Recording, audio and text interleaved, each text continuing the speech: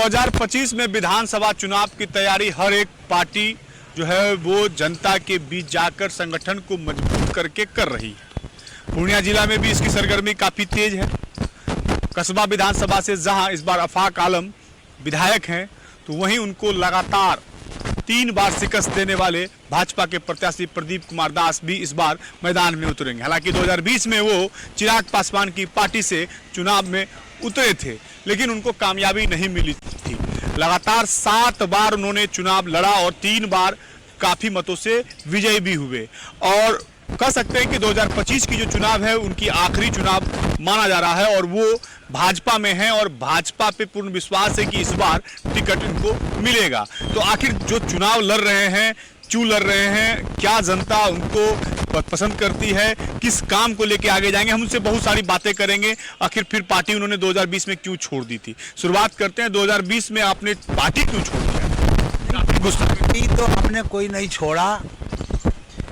उस समय के लिए परिस्थितियां अलग थी। जनता और कार्यकर्ताओं का जो एक तरह से स्थिति थी, मैं उनको समझ करके और जनता के आदेश को मान के कुछ दिनों के लिए अलग हुआ था। फिर मैं पुनः वापस आ गया अपने चुनाव लड़ने के लिए इन गए थे। नहीं, चुनाव लड़ने परिस्थितियां बिहार की अलग हो गई थी। उस परिस्थितियों में भी हमें शामिल होना पड़ा और जनता का आदेश को सर्वोपरि मान के हमें जनता के बीच जाना पड़ा। पार्टी से तो विरोध बगावत कर दिए थे आप, फिर चुनाव में चले गए क्योंकि एनडीए ने वहाँ किसी और को टिकट दिया। हाँ ठीक है, एनडीए दिया था, लेकिन एनडीए की तो जनता ने जमानत जब्त कर दिया और मुझे लगभग 61,000 वोट जनता ने दिया, आशीर्वाद दिया। फिर भारतीय जनता पार्टी की वोट थोड़ा परिस्थिति, बस ऐसी स्थिति आ गई जो मुझे कुछ दिनों के लिए अलग होना पड़ा। तो लोग कहता है कि प्रदीप दास वहाँ बड़ा दबंग है, बड़ा मतलब कि कड़ा बोलते हैं क्षेत्र में, इसलिए जनता जो है नकार देती है। नहीं, ना मैं दबंग हूँ, ना मैं किसी को डराता हूँ और ना मैं किसी से डरता हूँ। मैं जनता के बीच रहता हूँ, जनता के साथ मिला जुला हूँ और जनता और प्रेम विश्वास के साथ लगातार हूँ। और फिर से जनता ने मुझे बुलाया है कस्बा का और मैं जनता के बीच फिर जाऊँगा और पार्टी के फैसले के साथ मैं हूँ। और आने वाला दिनों में 2025 का नेतृत्व मैं कस्बा से करने वाला हूँ। ये विश्वास जनता ने दिया है और जनता ने जो विश्वास हमें दिया है, दिखाया है, फिर से बुलाया है।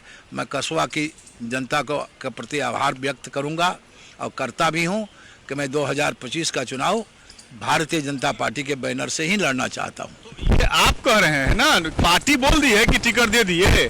पार्टी नहीं बोली है, लेकिन नहीं देगी तो फिर क्या कीजिएगा? नहीं, पार्टी नहीं बोली है, लेकिन मुझे विश्वास है अपने पार्टी पर, अपने घरों पर कि भारतीय जनता पार्टी सर्वे करा लेगी और जनता के मन मिजाज के हिसाब से जनता के विश्वास पर खरे उतरने के लिए भारतीय जनता पार्टी को चुनाव लड़ना चाहिए। अगर बाई चांस नहीं मिलेगा तो फिर निर्दलीय है। बाई चांस तो नहीं है, जनता का जो आदेश होगा मैं उस आदेश का पालन करूंगा। पार्टी से बगावत कर, मैं ऐसा नहीं कहा, लेकिन जनता का जो आदेश होगा, चूंकि जनता सर्वोपरि है, वही मालिक है, जनता जो आदेश करेगा, जनता के अदालत में 2025 में मैं हूँ। देखिए, ये थे कस्बा से पूर्व विधायक प्रदीप दास, जो कहा जाता है कि भाजपा के बहुत ही समर्थित और कैडर उम्मीदवार के रूप में जाने जाते थे। 3 बार इन्होंने भाजपा के टिकट से चुनाव भी जीता था, लेकिन परिस्थिति 2020 में ऐसी बन गई कि जहां से भाजपा को ये सीट एनडीए के खाते के हम पार्टी को देना पड़ा था। हालांकि इन्होंने निर्दलीय ताल ठोका था और दूसरे स्थान पर ये काबिज हुए थे। अब ये फिर से पुनः एनडीए में